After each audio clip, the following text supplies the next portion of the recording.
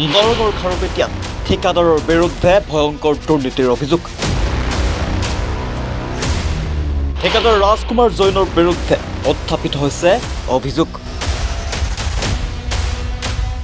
এটাৰ পিছত এটাকৈ পথ নিৰ্মাণৰ কামত দুৰ্নীতি সংঘটিত কৰাৰ অভিযোগ। দুৰ্নীতিমুক্ত অসমৰ কথা কোৱা হিমন্ত চৰকাৰে কিয় লেকাম লগাব পৰা নাই এইগৰাকী ঠিকাদাৰক? এটাৰ পিছত আন এটা পথ নিৰ্মাণৰ কামত দুৰ্নীতি অব্যাহত ৰাখিছে ঠিকাদাৰ ৰাজকুমাৰ জৈনে।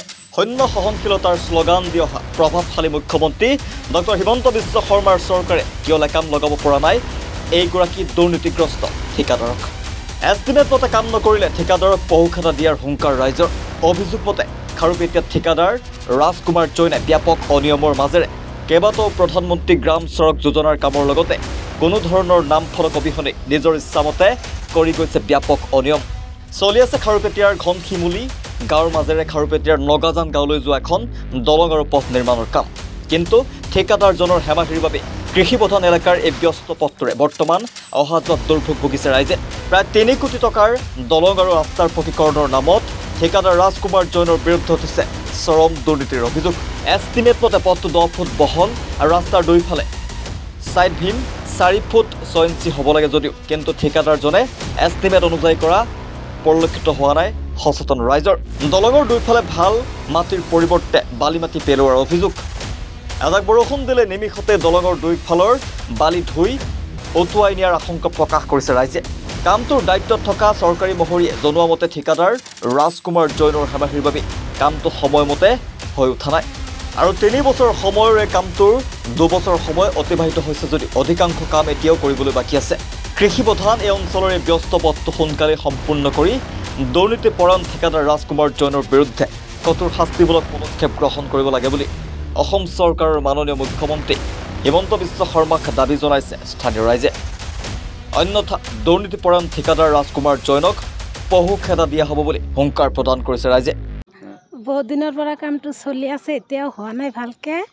তাৰমানে ৰাস্তাটো বহল হোৱাতকৈ চাপৰ বেছি হৈছে, ঠেক হৈছে আৰু ভালকে হোৱা নাই। আৰু সিহঁতে ঠিকাদাৰবিলাকে পইচা খাই ৰাস্তাটোৰ কামটো ভালকে কৰা নাই।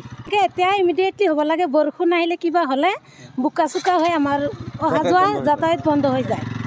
ৰাস্তাটো কমেও 2 বছৰমান হ'ল ৰানিং চলি আছে, তেনেকুৱাই আছে।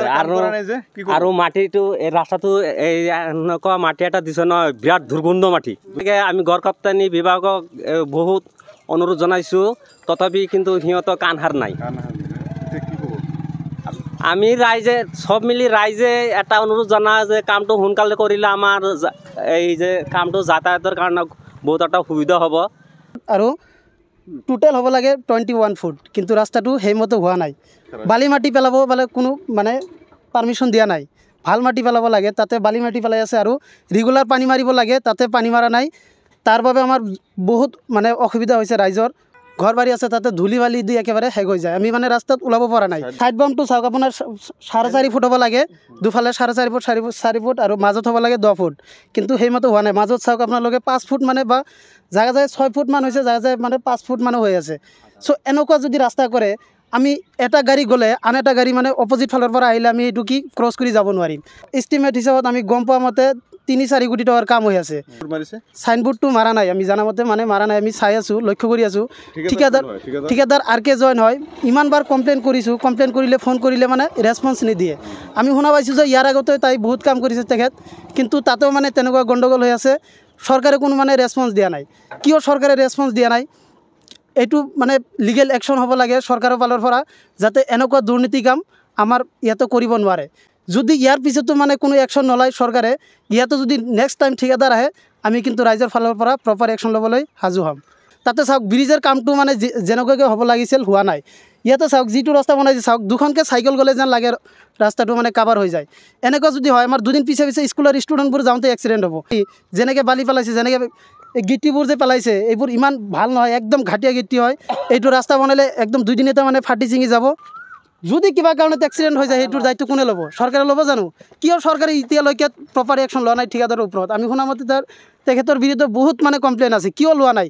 কিয় তাক মানে কেঞ্চেল কৰা নাই ঠিকাদাৰৰ পৰা আমি অতি শীঘ্ৰে বিচাৰিছোঁ যদি আমাৰ এইটো ৰাস্তা ভাল নহয় য'ত ক'ত কেনেকৈ কৰিছে আমি নাজানো আমি জানামতে আমাৰ ৰাস্তাটো যদি ভাল নহয় মই ইয়াৰ পৰাই মানে অনুৰোধ কৰিব বিচাৰিম আমাৰ মুখ্যমন্ত্ৰী হিমন্ত বিশ্ব শৰ্মা ডাঙৰীয়াক যে এইবোৰ ঠিকাদাৰৰ বিৰুদ্ধে মানে প্ৰপাৰ একশ্যন ল'ব লাগে আপুনি মাজে মাজে প্ৰায় টেলিভিশ্যনত কৈ থাকে যে মই চৰকাৰ থকালৈকে মানে কোনো দুৰ্নীতি কাম চলিব নোৱাৰিব কিন্তু মই আমি দেখা পাই আছোঁ যে বহুত তেনেকৈ মানে দুৰ্নীতি কাম চলি আছে কিন্তু চৰকাৰে নজনাইকে মানে চৰকাৰে জানিও মানে একশ্যন লোৱা নাই খাৰুপেটীয়াৰ পৰা ৰেজল কৰিমৰ ৰিপৰ্ট জাজ দ্য ৰিয়েলিটি।